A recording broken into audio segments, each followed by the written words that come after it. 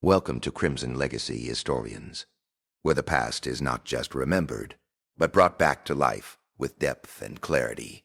Silence, then breathing, wet, labored. The sound of air dragged through ruined lungs, filtered through metal. November 25th, 1177. You are looking at a teenage boy who can barely close his fingers around leather reins. His hands, wrapped in linen bandages that were white this morning, are now stained rust brown. Beneath those bandages, flesh is rotting, bone showing through in places. Leprosy does not just kill you, it erases you piece by piece while you are still breathing. The silver mask hiding his face is not decorative, it is necessary. What is underneath would make hardened soldiers look away. 3 miles ahead, the horizon has disappeared. 26,000 warriors, mounted cavalry stretching so far across the plain that the dust clouds look like fog rolling in from the sea.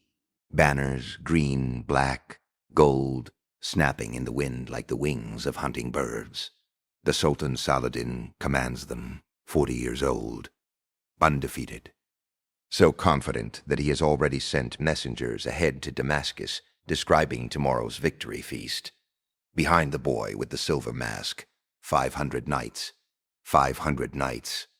That is, 500 exhausted men, on exhausted horses, wearing armor dented from a dozen previous battles, holding lances with chipped points and swords that need sharpening. The math is simple, 52 enemies for every Christian. The kind of odds that do not even merit discussion. You do not fight those odds. You surrender, or you die. Every advisor told him to stay behind Jerusalem's walls. Every military treatise ever written says this is suicide by cavalry charge. Even his own body, nervous system destroyed by disease, joints swelling, skin splitting, is screaming at him to stop. Baldwin IV gives the order to charge. What happens in the next 3 hours will break the mind of everyone who tries to explain it. Christian chroniclers will call it divine intervention. Muslim historians will call it a catastrophe sent by God as punishment.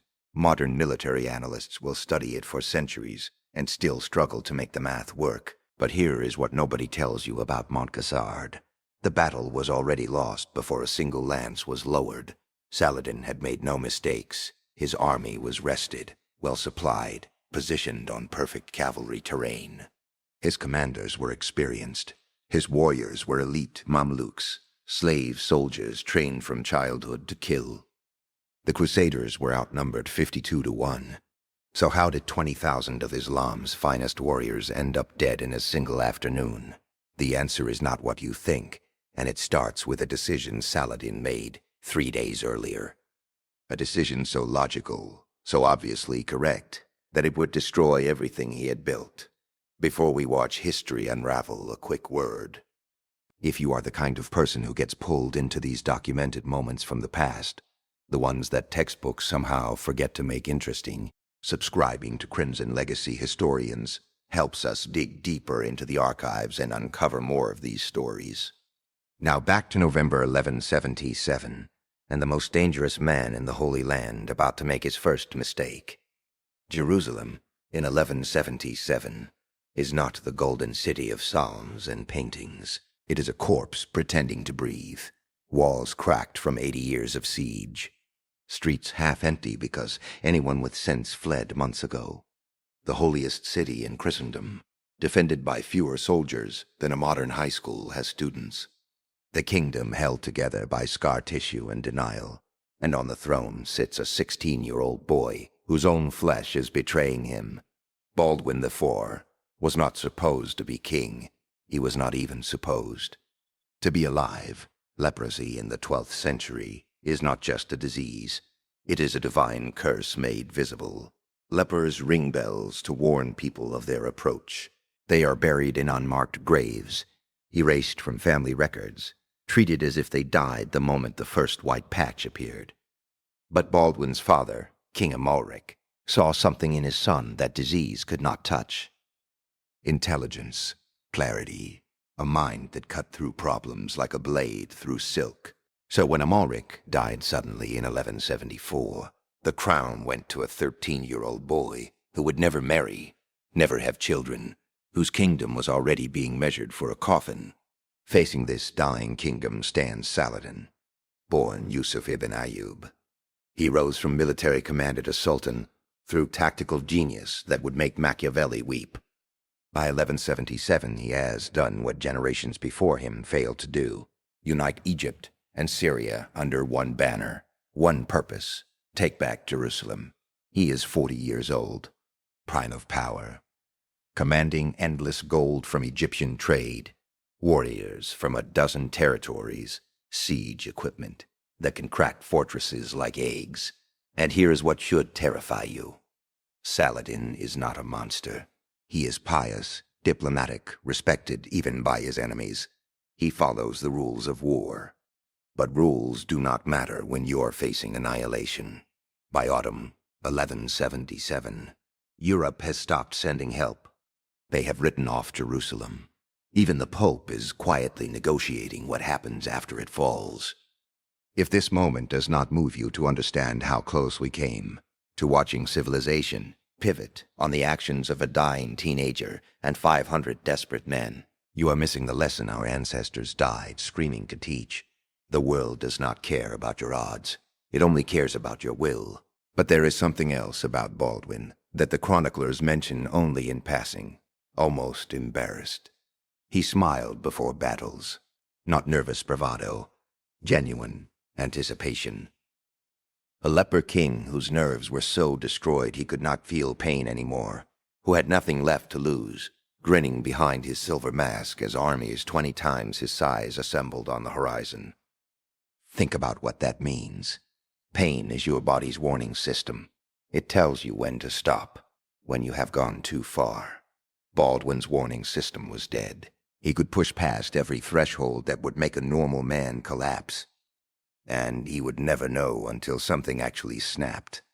Saladin, for all his brilliance, never understood what that meant. He was about to learn. November 23rd, 1177.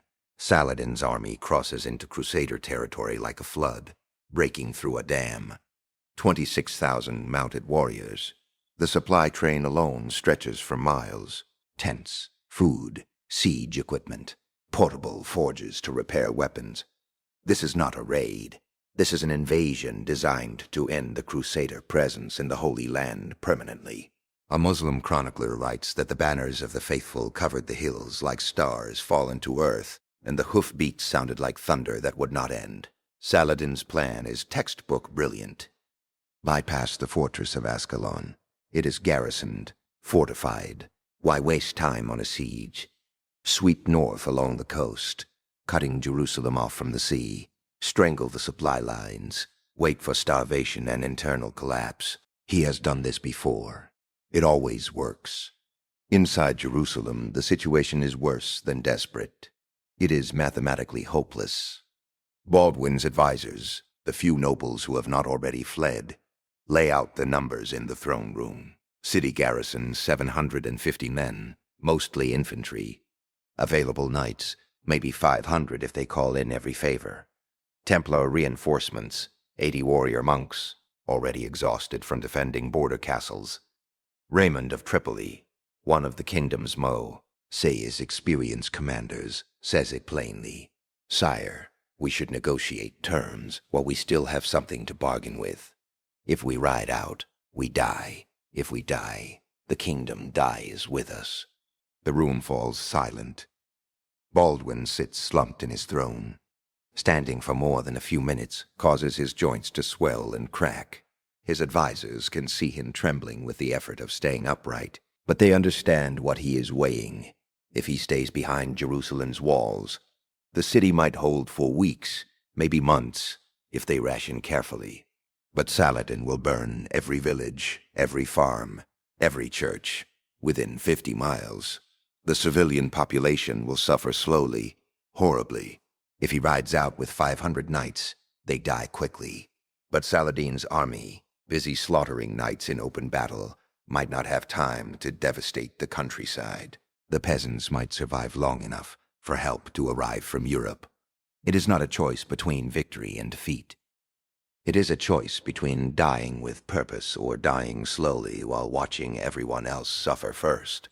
Baldwin lifts his head. The silver mask catches torchlight.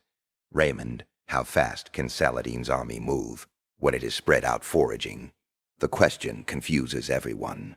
Raymond frowns. Slower than usual, sire. They would need time to reform ranks. And if we hit them while they are scattered? The room goes cold. My lord, with respect, Raymond gestures at Baldwin's bandaged hands. His wasted frame. You can barely mount a horse without assistance. Your hands can hold reins. That is all I need them to do. What happens next is recorded by multiple sources, Christian and Muslim alike. Because what happens next is so extraordinary that no one believes it until enemy chroniclers confirm every detail. November 24th, 1177.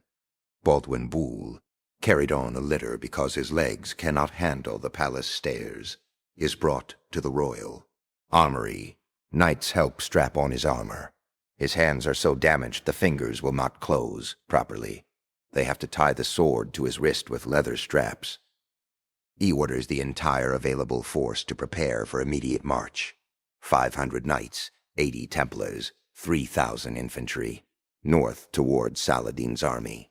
Odo of Saint Amand, the Templar Grand Master, a scarred veteran who has fought in a dozen battles, actually weeps when he sees Baldwin lifted onto his war horse. The king's body has to be strapped to the saddle. His legs no longer have the strength to grip. They march at night, 45 miles in 36 hours. For context, that pace would exhaust healthy cavalry in good weather. For men carrying a dying king and knowing they are marching toward certain death, it borders on impossible. But here is where it gets strange. As they march, Baldwin keeps asking his scouts the same question. Is Saladin still moving north? Yes, sire. Is his army still spread out? Yes, sire. And each time, Baldwin, exhausted, feverish, held upright in his saddle by nothing but will, smiles beneath his mask. His knights do not understand. They assume it is delirium. Fever dreams. The mind breaking under pressure. They are wrong. Baldwin has seen something, recognized a pattern in Saladin's movements that no one else has noticed. He is counting on Saladin being smart, on Saladin making the logical decision, the correct decision, the decision that will doom him. November 25th. Dawn breaks over terrain that will be soaked in blood by sunset. Saladin receives his first warning just after sunrise. A scout rides in, horse foaming with exhaustion. My lord Crusader banners on the north ridge. Saladin does not even look up from his breakfast. A patrol. They will withdraw when they see our numbers. My lord, the scout's voice wavers. There are hundreds of them, maybe thousands. Now, Saladin looks up, and for the first time in his military career, the undefeated Sultan of Egypt and Syria realizes he has made a mistake.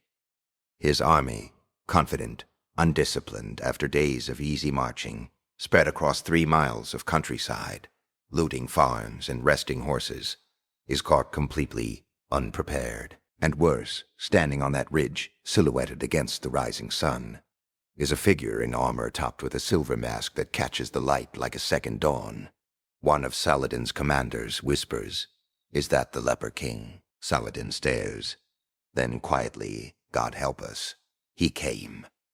What Saladin does not know yet, what no one except Baldwin understands, is that this battle will not be decided by numbers, or steel, or superior tactics. It will be decided by pain, or rather, the complete inability to feel it. 2 in the afternoon. November 25th, 1177. The air smells like horse sweat and fear. Baldwin's 500 knights have formed a wedge at the tip. 80 Templars in white surcoats with blood-red crosses. Men who have taken vows to never retreat, never surrender, never ask for mercy. Behind them, exhausted secular knights who said goodbye to their families yesterday, knowing they would never return. And at the front of this impossibly outnumbered formation, strapped to his horse like a corpse being transported for burial, is Baldwin V. His advisors are screaming at him one last time. "Sire, we can still fall back. Regroup at Ascalon." Baldwin raises his bandaged right hand. The gesture should not be possible. His fingers barely function. But somehow, impossibly, he raises that hand high enough for 500 men to see it, and he drops it forward. The signal to charge. You are one of those knights in that moment. You are about to charge 26,000 warriors, 52 enemies for every one of you. The mathematics of your death are already calculated. You will be remembered as brave, maybe, but mostly just dead. Leading you is a 16-year-old boy whose body is literally rotting off his bones, who needs to be tied to his horse to stay upright, who should be in a monastery somewhere, not on a battlefield. But then you see something that changes everything. As the charge begins, as 500 horses surge forward, and the ground starts shaking, Baldwin leans forward in his saddle. You cannot see his face behind that silver mask, but you know he is smiling. And you think, if he is not afraid to die, why am I? At 400 yards, Saladin's scattered forces start scrambling to form defensive lines. Too slow. At 300 yards, Muslim archers fire. Arrows fall like black rain. Knights drop. Horses scream and tumble. The charge does not slow. At 200 yards, Saladin himself is shouting orders, trying to rally his center. His elite Mamluks, 8,000 slave soldiers trained from childhood to kill, are forming ranks as fast as they can. But they are terrified, not of the numbers, of the madness charging toward them. At 100 yards, Baldwin does something no chronicler can explain. He draws his sword. His hands do not work. The blade is tied to his wrist. He should not be able to lift it. But he raises that sword above his head. And 500 knights behind him see their dying king holding steel to the sky, and they scream. Not a battle cry. Something primal. Something that sounds like fury and grief and faith, all burning together. At 50 yards, Muslim horses start backing up. Animals know. They smell death coming. At 10 yards, Muslim soldiers in the front ranks throw down their weapons and run. 2:15 in the afternoon. The Templar wedge hits Saladin's center like a fist punching through parchment. The sound is not what you would expect. It is not clinging metallic ringing. It is wet, crunching, full, F screaming. Horses, men. The air itself seems to be screaming. In the first 30 seconds, 300 Mamluks simply cease to exist, trampled under charging war horses bred specifically to be weapons, speared through by lances moving at full gallop, crushed under the weight of men in full armor moving at 20 miles per hour. But here is where it becomes unbelievable. The charge does not stop. Cavalry charges are supposed to hit hard, wheel away, regroup. It is basic tactics taught to every knight from childhood. The Templars keep going. They drive through the Muslim center like a blade through flesh. And behind them, Baldwin's secular knights pour into the gap, widening it, turning it into a wound that will not close. 2:30 in the afternoon. Saladin's center, 8,000 warriors who have never lost a battle, breaks. Not retreats in good order, not falls back to secondary positions, breaks. Men throwing down weapons, tearing off armor because it is too heavy to run in, trampling each other in panic to get away from those white and red crosses that just keep coming, keep killing, do not stop, will not stop, cannot be stopped. Saladin himself is screaming at his officers. Reform the line. Reform the line. No one is listening. Because something impossible is happening. That dying boy on that dying horse is cutting through their ranks like he can see the future. And his knights are following him like he has opened the road straight to paradise. And everywhere the silver mask turns. Muslim warriors flee, and here is where Baldwin's smile finally makes sense.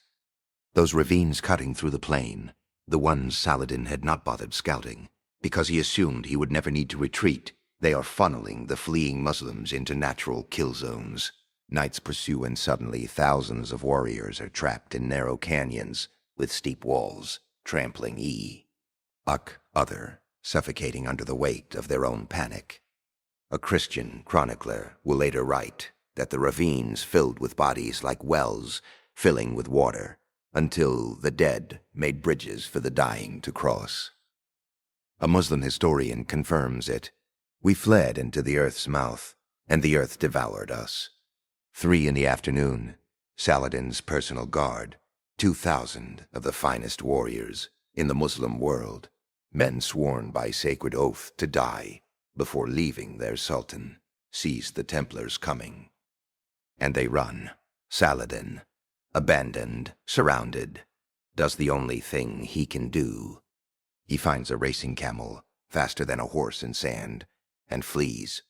The Sultan of Egypt and Syria, who had never lost a battle, who commanded 26,000 men that morning, is running for his life on a pack animal. By 4 PM, it is over. 20,000 Muslim warriors lie dead or dying across 3 miles of blood-soaked earth. Another 6,000 have scattered into the desert, abandoning weapons, armor, supplies, anything that might slow them down. Of Baldwin's 3,500 men who fought, 1,000 are dead. Heavy losses. But they have won. They have done the impossible. When they finally pull Baldwin from his horse, he is unconscious. The straps holding him in the saddle are the only reason he did not fall during the battle. His bandages are soaked through with blood. Wounds torn open by the sheer physical stress of wielding a sword his hands should not have been able to hold. The knights think he is dead. Odo of Saint Amand checks for breath. Finds it. Barely.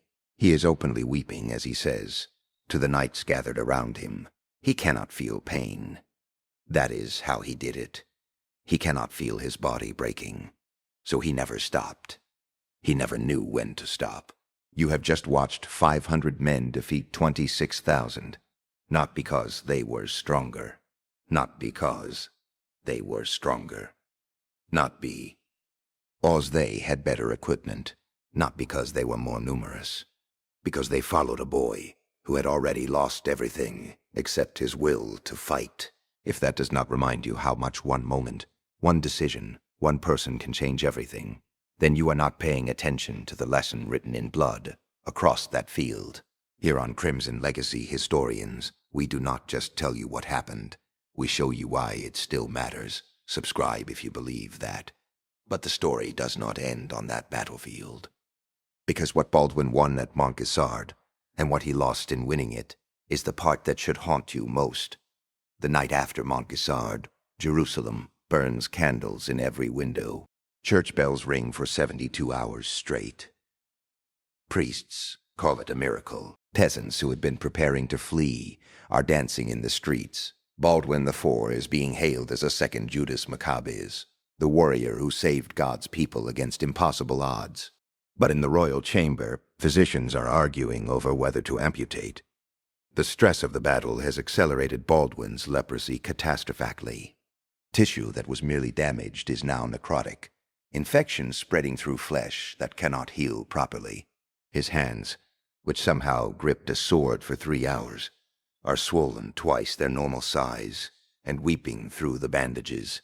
He is 16 years old. And his body is dying faster now because of what he did to save his kingdom. The material gains from Montgisard are staggering. Saladin abandoned his entire supply train, tents, weapons, gold, food for 26,000 men. All of it becomes Crusader property overnight. The Templars alone capture enough military equipment to outfit every Christian fortress in the Levant. Saladin's war chest, literal tons of gold, meant to pay his soldiers for the coming siege of Jerusalem, now funds the Crusader Kingdom for 2 years. Castles that were preparing surrender terms are suddenly fortifying walls again. European kingdoms that had written off Jerusalem start sending reinforcements. For the first time in decades, the Crusader states are not just surviving, they are winning. But in Cairo and Damascus, the loss is catastrophic. Saladin's reputation, built over 15 years of careful conquest and diplomatic maneuvering, shatters overnight. Muslim chroniclers struggle to explain it. How does the sword of Islam lose 20,000 warriors to 500 knights? Ibn al-Athir writes that this was the most terrible catastrophe to befall the believers in that age. Another chronicler is more blunt. God turned his face from us that day. The real damage is not military. It is psychological. Saladin had united the fractured Muslim world under one principle: inevitable victory. One march, one battle, and Jerusalem would return to Islamic rule.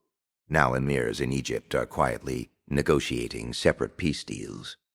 Syrian lords are questioning whether Saladin is God's chosen instrument, or just a man who got lucky until he did not.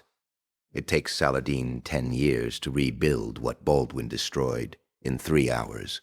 But here is the part that should haunt you. Baldwin's doctors tell him he has maybe 6 months to live, a year at most.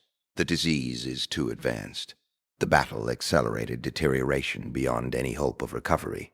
He lives 8 more years, 8 years of increasing agony, losing his sight, losing mobility, eventually unable even to hold a pen or feed himself. But his mind crystal clear until the very end, and during those 8 years, he defends Jerusalem against Saladin 3 more times, never with more than 1,000 knights, never losing. There is a moment in 1183, 6 years after Montgisard, when Saladin and Baldwin meet under a truce flag to negotiate prisoner exchanges. Baldwin is carry, D on a litter. He is blind now, cannot walk, can barely speak above a whisper. Saladin looks at this broken boy who has haunted him for years and says something that Muslim chroniclers faithfully recorded. I do not understand how God could give such a mind to such a body. Baldwin's response, whispered through a translator because his voice is too weak to carry. Perhaps so that when I win, no one can claim it was by strength alone. Saladin rides away in silence.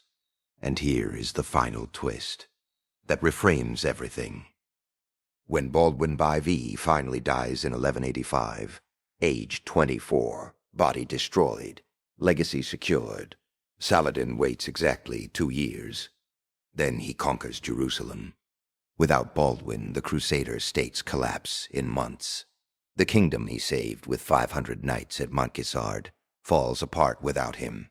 Because he was the kingdom, his successors lose in years what Baldwin defended for 8. So did he win, or did he simply delay the inevitable? Montgisard teaches us something that terrifies military historians. Numbers do not matter as much as we think they do. We have built civilizations on the idea that more is better, that mathematics dictates outcomes.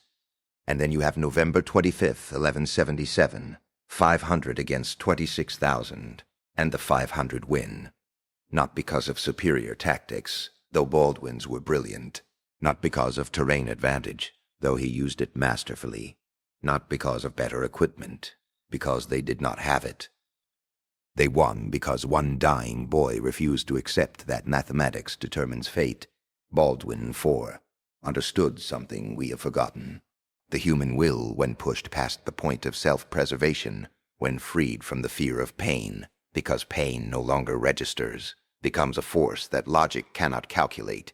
He could not feel his body breaking, so he never knew when to stop.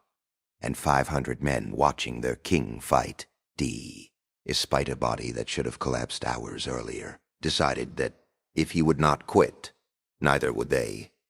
We live in an era obsessed with probabilities. Algorithms tell us what stocks to buy. Polls predict elections before votes are cast. Models forecast wars based on GDP and troop numbers.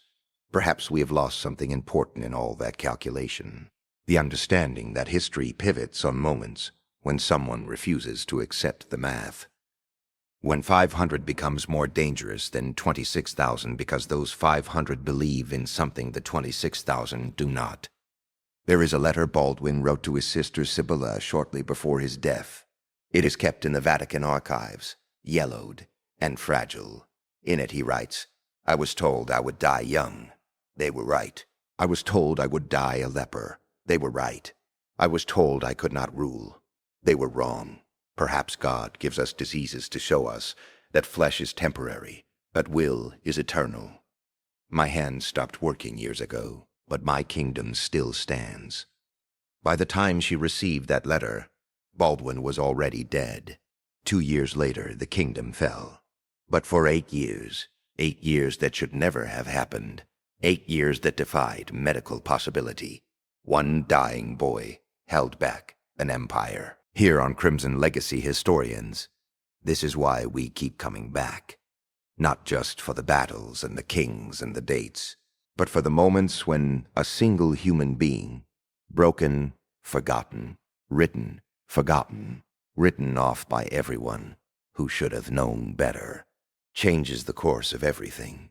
Subscribe if that matters to you. Because the past is not dead. It is just waiting for someone willing to remember it. And if you think Baldwin's story was dark, wait until you hear what we uncover next.